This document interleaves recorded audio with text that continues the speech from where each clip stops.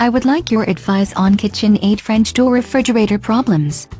The KitchenAid French door refrigerator has problems with water leaking from the ice maker. Consumer Report says that any fridge with an ice maker has problems with leaks, mechanical failures and other things that come from water and mechanical components. KitchenAid French door models have particular problems with ice and frost, so often they have an upgrade kit to fix it. That sounds like a valid solution. Then there's the problem of waiting months for the kit and getting it installed. It is a classic complaint to wait all day for the repair tech to show up for the 30-minute repair. Try waiting a couple months for the fridge to stop leaking, and hoping that the new heater for icing problems they put in actually works. I cannot remember what brand actually had problems with catching fire because of problems with the defrost heater. The KitchenAid French door refrigerator has problems with frost too. I have not heard anything about the fridge getting warm because the fan in the freezer fails, so the cold air made in the freezer does not make it to the fridge. KitchenAid fridges have more problems with ice forming in the fridge.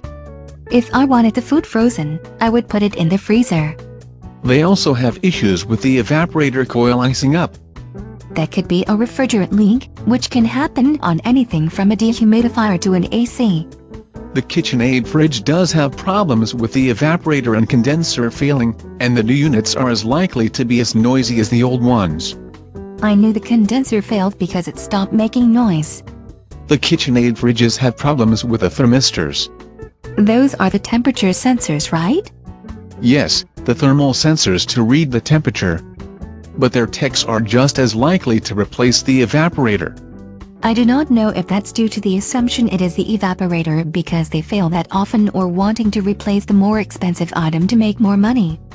If the thermistor is failing to read the temperature right, which you can verify with a separate thermometer placed in the fridge, try power cycling the fridge.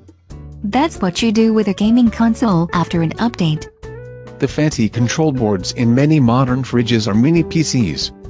And you may need to turn it off and then back on at the breaker to fix errors on the control panel or with the sensors. At least doing that is free, and then I won't worry about feeling like an idiot because I paid for a service call for a guy to hit a reset button.